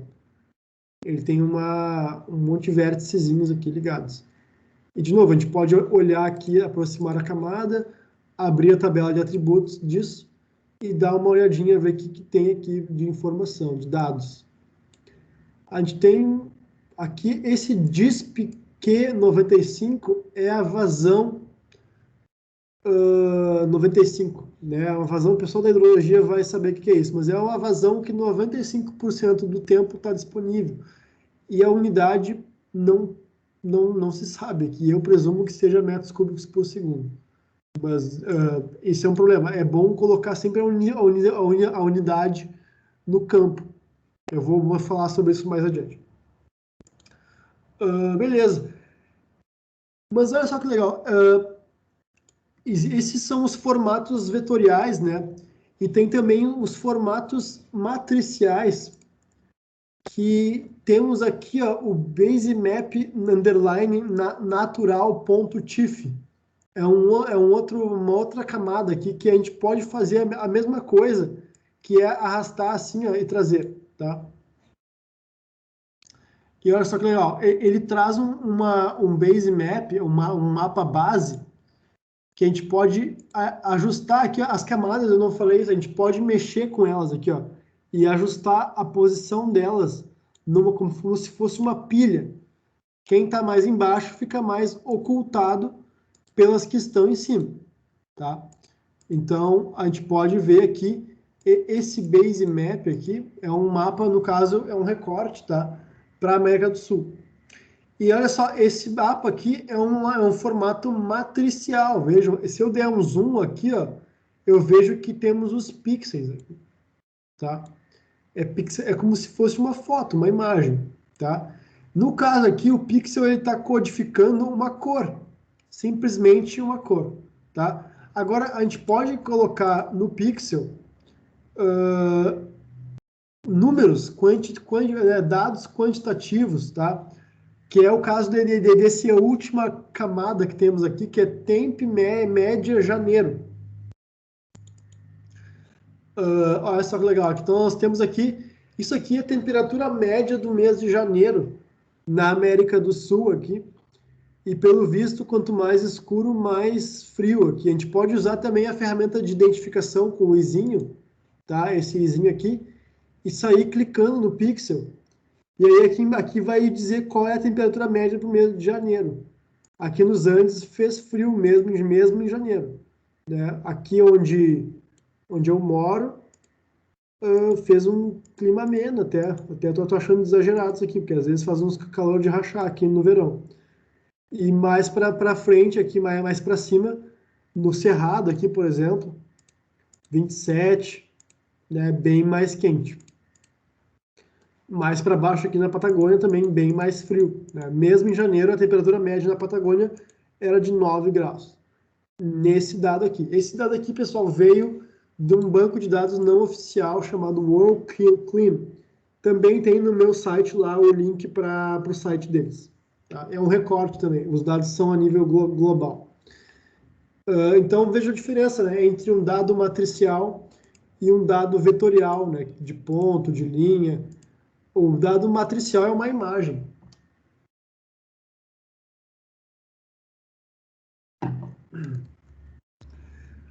Beleza. Então agora a gente vai chegar aqui na parte de importar uma camada tabular com geometria e importar uma camada tabular sem geometria. O que eu quero dizer com isso? Aqui o dado ele estava, né, nesse formato shapefile, tá?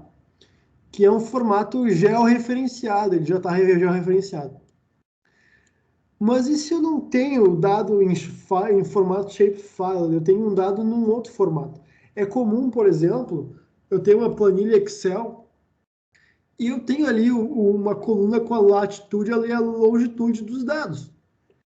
Então, como é que eu faço para... Ele está num formato tabular, está numa tabela. E eu quero transformar em pontos no mapa, né? Então, é o caso, por exemplo, dos municípios. Aqui os municípios eles poderiam completamente estarem numa tabela, assim, simplesmente aqui no Excel ou num outro programa, né, de tabela. E aqui, vejam, temos aqui a latitude e a longitude, ó. A gente tem esse dado, tá? Então, é o caso, por exemplo, eu vou abrir aqui no meu Explorer do Windows aqui, os dados do curso, tá?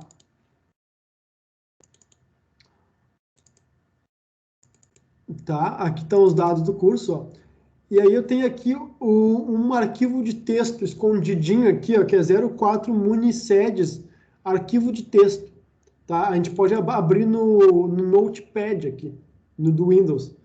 Então, vejam, eu tenho aqui, ó, um arquivo delimitado por ponto e vírgulas, ó, que tem o nome do município, o código dele, e a latitude e a longitude. Tá? Eu tenho um arquivo aqui, então, que está com bastante informação, na verdade, só que ele não está num formato shapefile, ele está num formato de texto. Eu posso derivar isso aqui do Excel, né? Enfim. E o QGIS permite que a gente traga esse arquivo para o QGIS. Tá?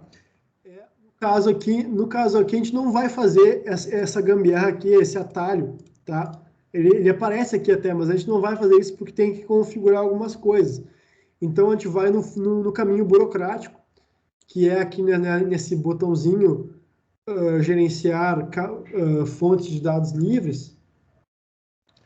E aí a gente vai nessa aba aqui, ó, texto delimitado. Tem uma vírgula. E aí a gente vai achar o arquivo. Tá? Eu vou ter que navegar no meu Windows aqui para achar o arquivo. Vocês Se vocês querem acompanhar, vocês vão fazer isso também, vão ter que achar onde vocês salvaram. E aí aqui está ele, ó, Munisedes, tá? Vamos abrir ele aqui. E aí, olha só, o QGIS é meio que inteligente, tá? Ele meio que entende o que está acontecendo. Mas a gente, às vezes, não pode se... Tem que conferir aqui. Aqui, ó, a delimitação é por ponto e vírgula, tá? A gente pode ser por vírgula, 2 pontos, ou qualquer outro tipo de delimitação. Mas ele aqui, ele acertou. Aqui ele errou. Aqui eu quero que seja por ponto, tá? Então, eu vou selecionar ponto. E aí eu vou dizer quem é o campo X. O campo X é a longitude, tá? É sempre o contrário do que é óbvio. Então, o X é a longitude e o Y é a latitude, tá? Nunca esqueçam disso. É sempre meio que o contrário, assim. A gente fala long, latitude, longitude, mas o X é a longitude e o Y é a latitude, tá? A gente vai especificar aqui o sistema de referência, a gente pode já deixar esse aqui mesmo. Ele mostra uma prévia aqui dos dados, como que eles estão, tá? Eventualmente pode ficar corrompido os nomes com acento, então vocês vão ter que mudar a codificação aqui, tá? Geralmente a gente fica alternando entre System e UTF-8, tá? Fica a dica. Mas aqui System tá ok. Eu vou adicionar e vou fechar. Olha só, esse aqui, ó, é a camada de texto que está georreferenciada. Ela está a gente está acessando ela no QGIS, visualizando ela no QGIS. Um arquivo de texto, tá? Um arquivo tabular, pode ser um arquivo CSV também, tá? Ou Excel também. Mas eu prefiro de texto, que é mais simples. Mas a ideia é essa, a ideia é que vocês podem usar essa funcionalidade para trazer uma tabela para dentro do QGIS numa forma com geometria. O que quer dizer com isso? Tem geometria, no caso aqui era de ponto. Tem um post no meu blog sobre outras geometrias, mas aí eu não vou entrar no mérito para não confundir, para ficar didático, vamos ficar só com ponto.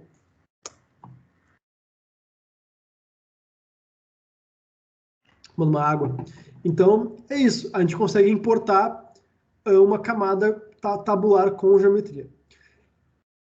Mas olha só que interessante. E se a gente tem uma tabela com os dados dos municípios, com muitos dados, com todo um dado do censo, ou de uma pesquisa de coronavírus no Brasil, a gente quer unir, né, com o mapa dos municípios, porque depois a gente vai visualizar aqueles mapas com cores, a gente quer visualizar os mapas no território nacional, né? E a gente tem as tabelas e a gente sabe qual é o município que tem aquele dado. Mas a gente não tem a latitude e a longitude, mas a gente já, enfim, a ideia que eu quero dizer aqui com isso é que a gente pode importar uma tabela bruta no QGIS e fazer a união dela num arquivo que já está georreferenciado. Por exemplo, aqui esse arquivo de polígonos dos municípios, ele está bem pobrinho aqui, né? Ele não tem muita coisa, mas ele tem o código do município. Ele tem o código, tá? Isso permite que a gente traga outras tabelas e que essa tabela aqui vai ficar mais vitaminada, vai ficar maior. Tá? Aqui, no caso, esses dois passos aqui, ó. 3 passos, na verdade, né? Importar a camada tabular sem geometria, só a tabela, fazer a união, e a gente vai exportar uma nova camada, criar um arquivo novo para consolidar essa união. Eu vou dar um exemplo bem prático aqui, por exemplo. Lá nos meus dados, aqui, se a gente olhar, tem um outro arquivo de texto escondido lá embaixo, que é dados municípios, tá? Ó, vejam, é uma camada bem mais pesada, que tem todas aquelas informações que tinha no arquivo de pontos, tá? Ó. Então, a gente tem uma tabelona aqui, isso aqui dá para abrir no Excel e ver ela também, né? Então, ela tem bastante dado aqui. E a gente tem esse código, ó, o código do município. Esse código é chamado campo-chave, é uma coluna que é a chave entre as duas coisas. A gente vai fazer essa união. Mas primeiro a gente tem que trazer para o QGIS a camada tabular, tá? É o mesmo caminho de novo, tá? Aqui. A gente vai na aba texto delimitado. Vamos achar ela aqui, dados municípios, ó. É o arquivo de texto. Só que agora a gente não tem as coordenadas, a gente é sem geometria, tá? É só a tabela, tá? Aqui no caso é ponto e vírgula, a separação. Às vezes tem umas outras coisas, por exemplo, aqui, ó. Primeiro o registro tem o nome de campos, né? Então é isso. Então a gente tem que dar uma olhada aqui nesse formulário, ver se está tudo ok. E ele dá uma prévia aqui de como que tá. E a gente dá o adicionar. Ó, nesse caso, ele está aqui ó, como uma camada de tabela, veja. Ele não aparece. Se eu desmarcar as camadas, ó, ele não está aqui. Essa camada nem sequer é possível visualizar ela, porque ela não tem geometria. Mas eu quero unir ela no arquivo dos municípios. Tá? Então, aqui em propriedades da camada, se a gente clicar com o botão direito aqui em propriedades da camada, tem esse monte de aba aqui. Isso aqui a gente vai mexer, simbologia, pintar os mapas, fazer as análises nos próximos encontros, tá? Mas aqui embaixo tem uma aba chamada uniões, tá? Uniões. Tá em branco aqui essas uniões, mas a gente vai apertar o botão verdinho que tem aqui, ó, adicionar uma união. Então a gente vai ver que vai vir uma caixa de diálogo aqui, e a gente vai unir a camada de dado aqui, ó, de dados municipais tabular, né? Tem uma tabelinha aqui, ó, e o campo de união é o código e o código. Então, o campo que a gente vai unir, que tem na tabela de municípios, ele vai casar, digamos assim, com o campo alvo dos municípios. Lembra que a gente tinha dois, né? Tem dois códigos, um tem o hashtag na frente. A gente vai usar o que tem hashtag na frente, que é esse geocódigo M.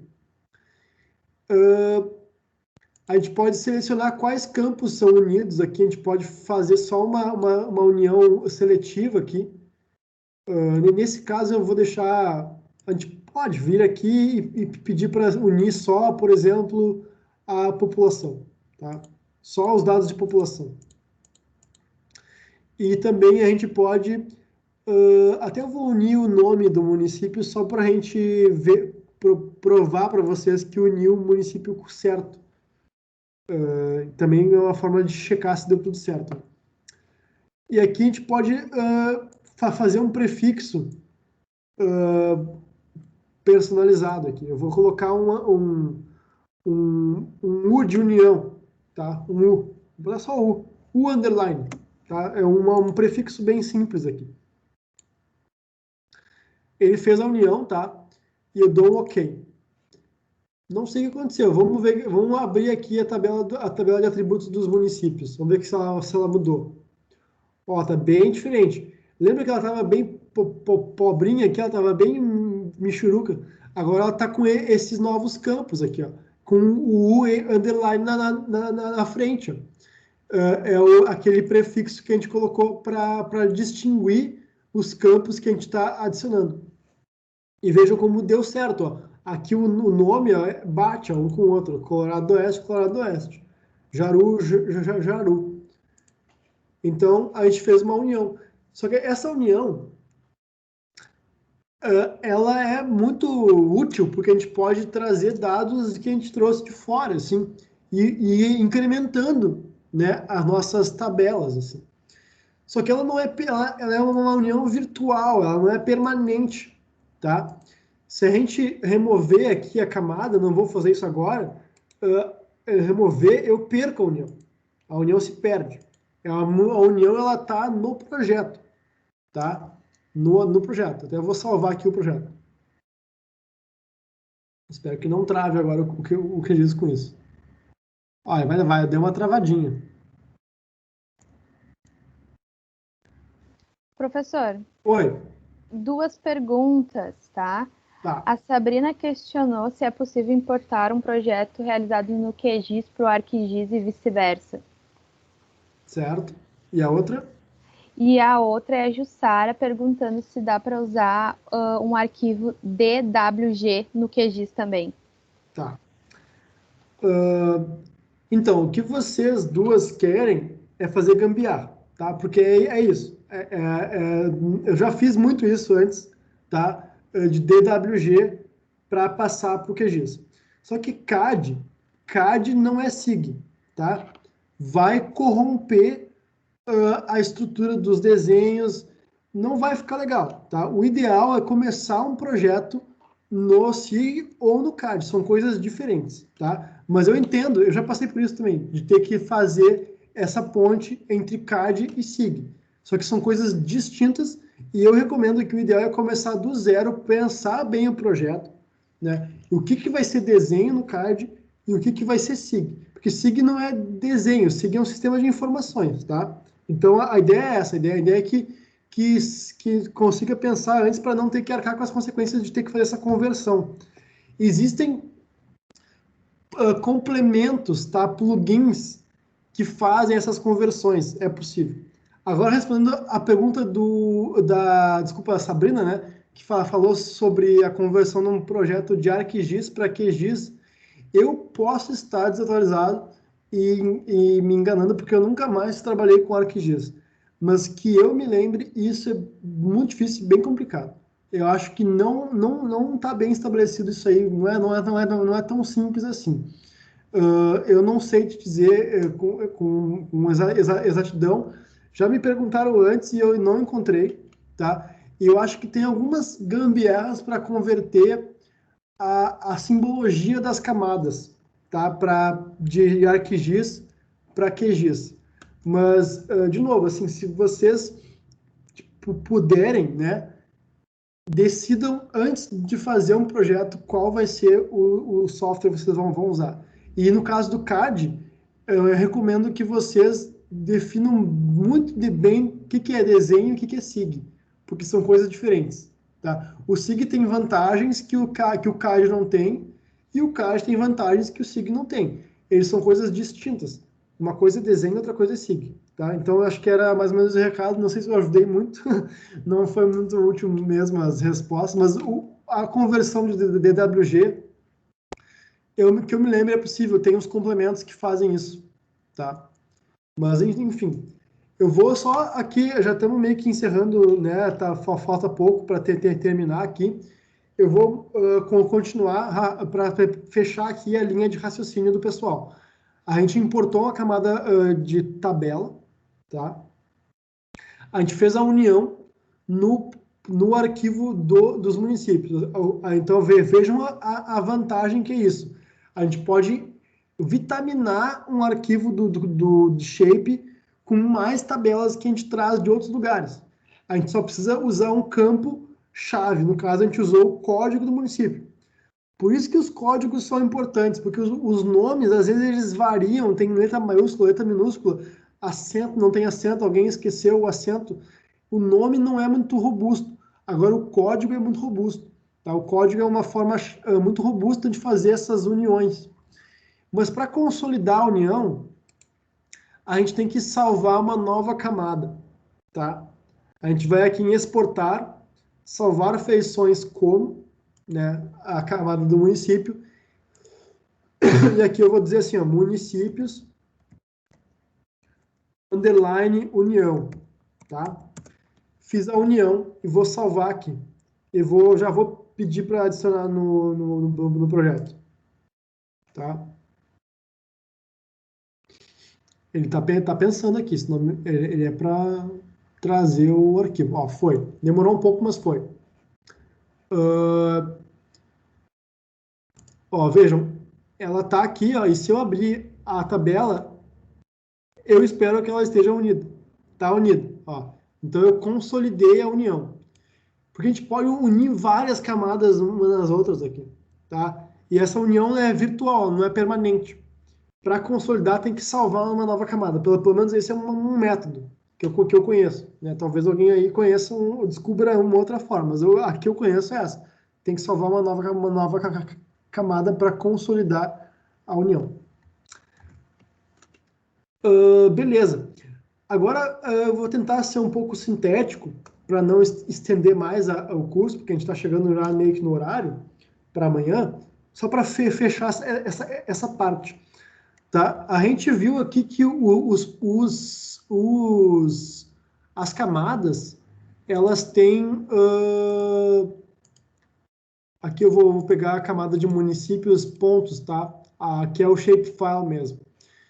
A gente tem os campos aqui, né? E vejam só, a gente pode criar novos campos, novas colunas.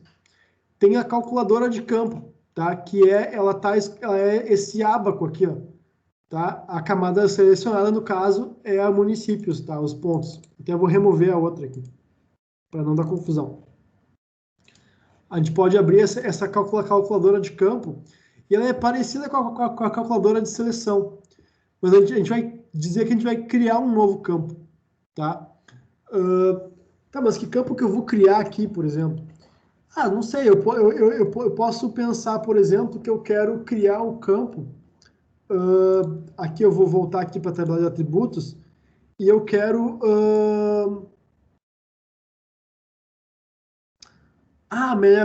melhor ainda.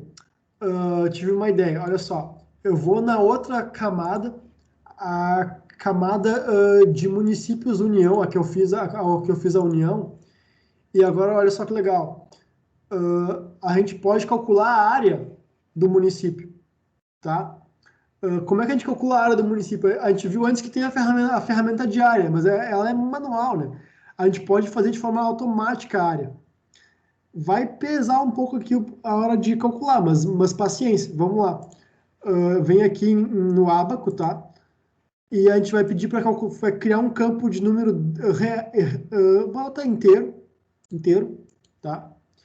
Botar área, line km2, área em quilômetros quadrados. Tem uma série de formulazinhas aqui em geometria, tá? Nessa parte de geometria. Veja que tem a área aqui, ó. Isso aqui vai calcular a área do município em metros quadrados. Se a gente dividir essa área por 1000 vezes 1000, ela vai sair em quilômetros quadrados. Então, essa formulazinha aqui, ó, vai nos dar a área em quilômetros quadrados de cada município, tá? Espero que não trave quando eu apertar OK aqui, tá? Mas ele vai criar o campo de área, tá? OK, vou dar um OK aqui.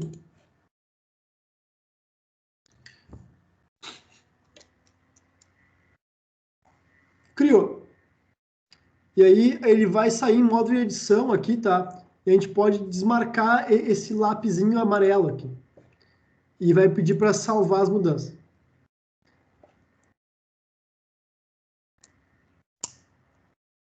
É bastante coisa, talvez trave aí a máquina de vocês, porque é bastante município. Isso aqui não é pouco. Mas a gente pode olhar aqui, ó, tá aqui a área, ó. A área em quilômetros quadrados. Aqui é o número inteiro, tá? Não tem vírgula depois, porque é para ser simplificado, né? A gente pode depois calcular uma área com o número inteiro. E a gente pode criar um outro campo, por exemplo, que é a densidade de habitantes por quilômetro quadrado, porque a gente tem aqui, por exemplo, a população em 2010, ó, o número de habitantes, né? Então a gente pode criar um novo campo aqui, ó, tem um atalhozinho também por aqui, ó.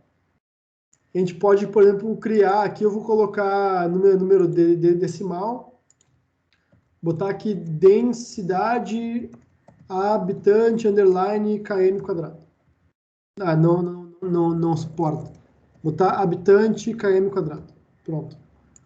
E aqui tem os campos, tá? A gente pode vir nos campos aqui, ó, campos e valores, e fazer assim, ó, selecionar um e dividir pelo outro, né? Uma fórmula para calcular a densidade habitacional. Calculou aqui, ó. Eu vou na tabela aqui, eu já desmarco esse lapisinho amarelo aqui, ó, e digo que eu quero salvar.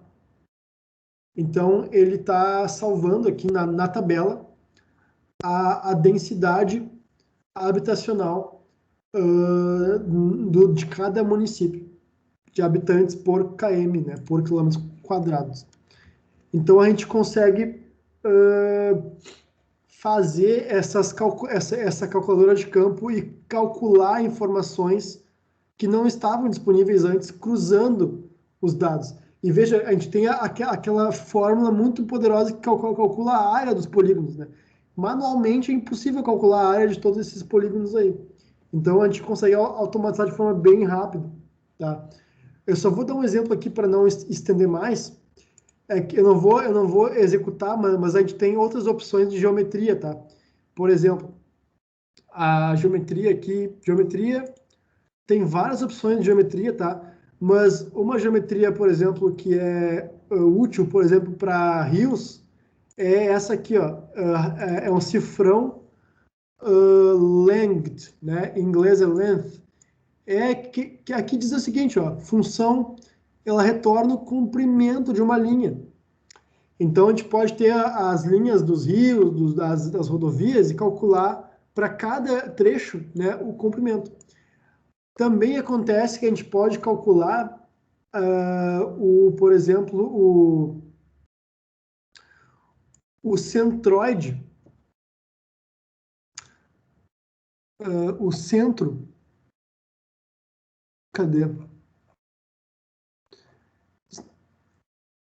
Aqui, ó, o centro, tá? O centroide, a geometria de ponto do centro do polígono, tá? Como se a gente estivesse convertendo o polígono para ponto.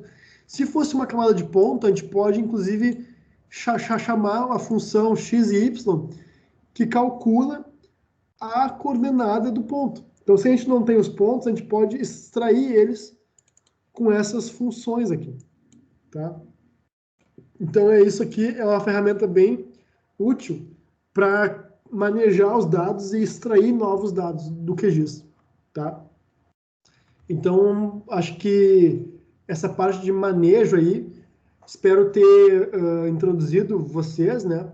A gente olhou essa parte toda de camadas, inspeção, né? Identificar as feições, medir a área, selecionar, exportar a seleção, importar uma camada de tabela com geometria, sem geometria, fazer a união de atributos, exportar, né, os atributos, calcular colunas, campos, né, na tabelação novas, com áreas, por exemplo. Isso é uma ferramenta muito poderosa, porque calcular a área é um aspecto geográfico que só o SIG permite que a gente calcule. Então é isso. Por hoje é só isso, né? A gente vai se encerrar por hoje agora, no horário. Mas amanhã a gente vai visualizar, né? A gente vai ver as coisas com mais cores aqui. Vai ficar mais interessante, mais atrativo. A gente vai fazer parte de impressão também de mapas. A gente vai fazer um mapinha mais profissional, tá? E depois a gente vai partir para a parte de análise. Mas aí vai ser de acordo com o ritmo da aula que vem. A gente vai vendo como é que a gente vai distribuir esses tópicos amanhã e quarta-feira. Então, eu vou Professor, parar a compartilhamento. É isso? me ouve? Qual foi a expressão da calculadora de campo para a área? Tá, eu vou colocar no chat aqui. É hashtag área dividida por mil, tá? Isso aí é a fórmula para quilômetros quadrados, porque a área, ela sai em metros quadrados, tá? E aí, para converter para quilômetros quadrados, essa é a formulazinha, porque 1 quilômetro é 1000 por 1000, né? Então, hectare seria a área dividido por 100 vezes 100. Isso é a fórmula para hectare. Vamos ver. Teve uma conversa aqui. Tá. Arquivo De DWG. questionamentos, eu acho que foram aqueles que a gente lhe passou. E agora também a Tawane perguntou como obter as coordenadas de um ponto. Tá, eu vou mostrar então. Beleza. Vamos lá, vamos de novo. Eu mostro aqui.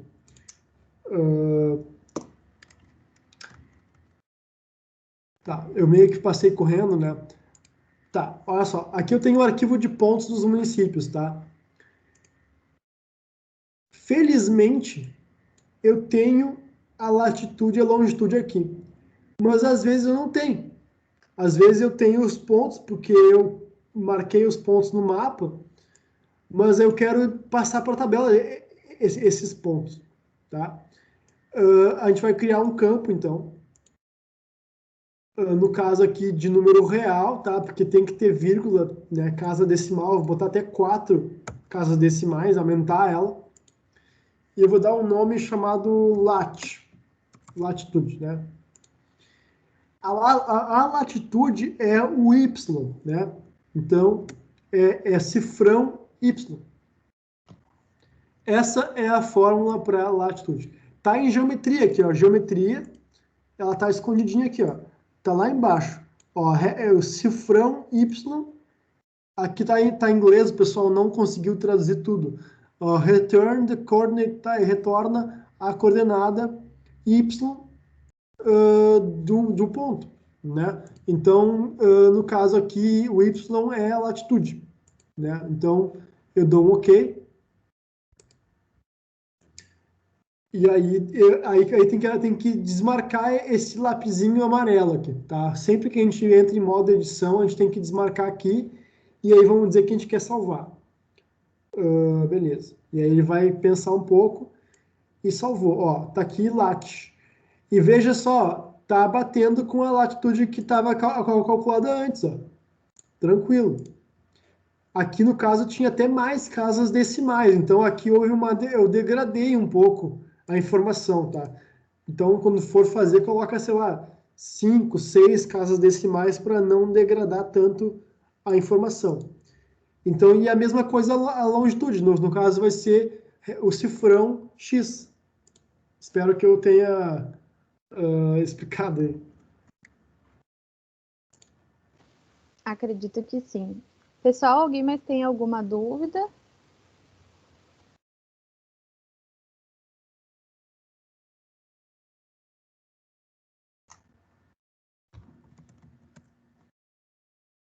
Beleza, então, pessoal. Espero que tenham gostado. Não consegui acompanhar o chat, eu estava falando, né? Mas eu vi que o pessoal comentou bastante coisa. Olhem lá o meu site, mapasabertos.com, tem uns dados lá. Ah, de nada, Sabrina. Que pena que essas conversões entre ArcGIS e QGIS são muito complicadas. Eu não sei, na ponta da língua assim, eu não sei te dizer, mas procura que alguém deve ter feito essa conversão. Mas é realmente difícil, assim. Eu recomendo que começar sempre direto num, assim, escolher um e ir, sabe?